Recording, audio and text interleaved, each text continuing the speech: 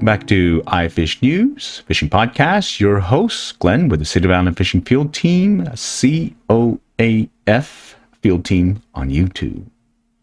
And this round, we're continuing on with our series of the Little Red Book of Fly Fishing. This is going to be podcast number 37, episode 18 of the Little Red Book of Fly Fishing. And we're talking tips 76 through 81. Okay. So before we go there, because we have folks that'll be also watching on our YouTube channel, we'll just describe some other videos that we posted for some recent events or some upcoming events here. So describing what I have showing in the YouTube side of the house, in the upper left and lower left is some fishing with the BFS technique. This is bait finesse systems fishing, where you're using bait casting reel that can handle casting ultralight lures. In this case, I'm using the 1/16 ounce minnow as well as some rooster tails. In the case of the minnow, it's a jerk bait that suspends. I've already lost it. I'm bummed about that, but it works really well on the local bass, especially in some of those hard-hit areas where they're getting a lot of pressure, and these little ultralight lures are kind of, well, they're not as wary. And then the lower left, that's the trip last week to Frisco Commons in the city of Frisco, where they stocked trout and held a trout derby. And yours truly decided to try that BFS reel on his old lightning rod, 30-plus-year-old little ultralight pistol grip rod, and those 1/16 ounce rooster tails, and is able to get 3. Did have some fun there. And so yours truly has the bite, or has been bit, with that BFS systems fishing. And then I've been playing around with the rod for that BFS reel. I originally had that old lightning rod that I mentioned previously, and then I put it on an Orvis Practicaster, just zip tied it on there, and it was a nice little smooth flippy action basically to cast the micro lures out, and had some fun there. Only thing that I didn't like was you have to zip tie it on there. So if you want to switch things, well, you got to snip it off and then retie it on there, or zip tie it on there. So I switched that up by making a BFS rod. Well, it's actually a BFS rod, but that can also be used as a fly rod, a micro fly rod, because I took an ice fishing blank, made some adjustments here and there, and, well, stay tuned in the upcoming weeks. I'll be out there with that rod. In fact, I've got another video coming out on that one where I've used that and actually caught some bass with that rod and reel setup. And then to the right, upper right and lower right, that is some past trips to the upcoming event happening next weekend. It's going to be March 13th, Saturday, on the banks of the Trinity, over there by the Acme Brick headquarters, hosted by the TRWD, Tarrant Regional Water District. They host this every year now since 2016, and it's TRWD Fly Fest. There's a lot of fun to be had there with some learning about fly fishing, also being able to maybe catch a big trout or two. There's a fishing contest. This year you had to register online, so you can't register on site this time, but hey, it's still a good time checking things out. And then you do have the opportunity to fish outside the contest area for a chance at a trout or two as well. So keep that in your back pocket. It's a fun time. Additionally, you don't have to fly fish. You can, well, have a beer, because I got craft beer there, as well as some wine tasting. And then you can also maybe attend some of those seminars or class activities and see what they have to say about maybe learning a little bit more about fly fishing. So this is one of our favorite events. This is kind of where we also close out the fly fishing season here in Texas for our team.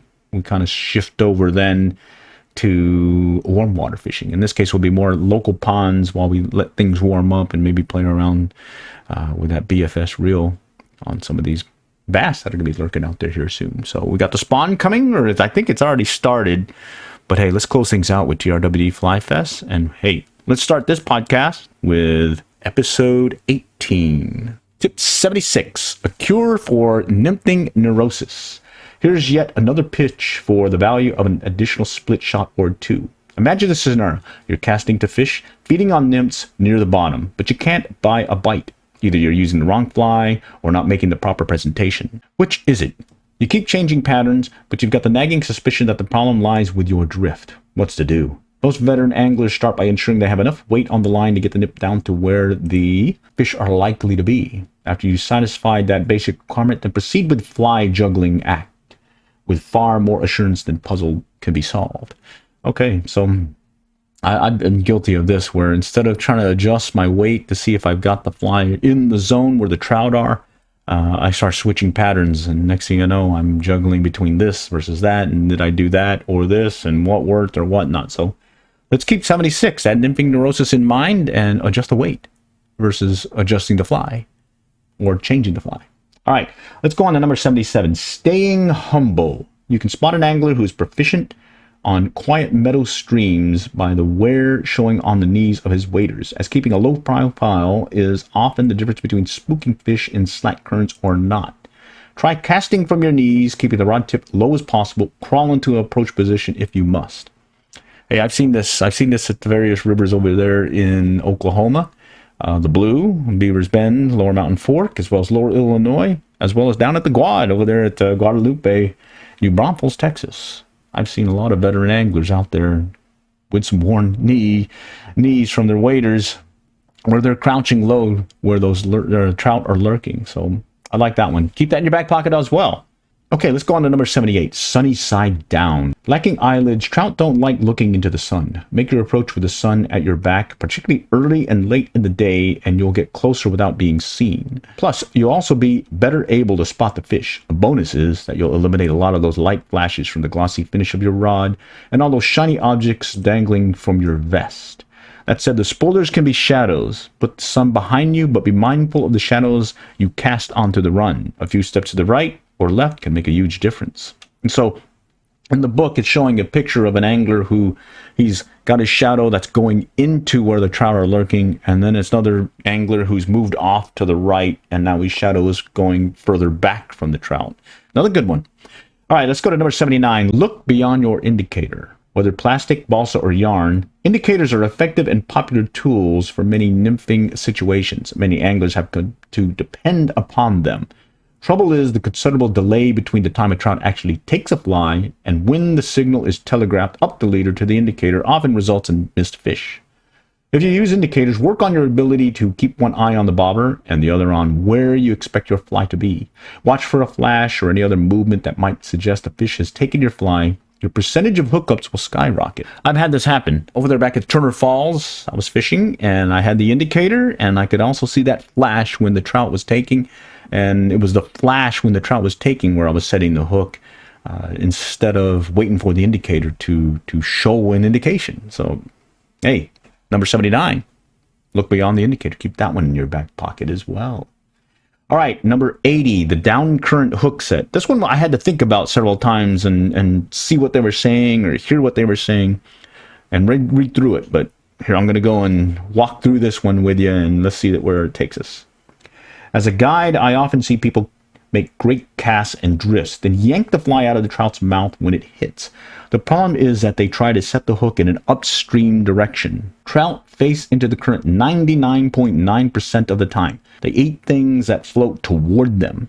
If a trout eats a bug, dry fly or nymph, that is floating toward it, why on earth would you think it's a good thing to rip that fly back upstream? The whole point of fly fishing is to set that J-shaped hook into the trout's mouth, and that can only happen if you set the hook down current, not downstream down current. It seems as if our instinct tells us lift, flick, and pull upstream with every take. Before you make your next cast, take a minute, watch the way your current is moving, and then plan to set the hook down current in the same direction of the current flow. This will increase your success to net ratio tenfold. And so I got a little confused here. Then I saw the pictures, and in one picture it has a trout, looks like it's getting ready to take it looks like a gold rib hare's ear in them to me. And then it has another picture of that same trout where the angler has pulled the fly to set the hook and it's basically going away from the trout.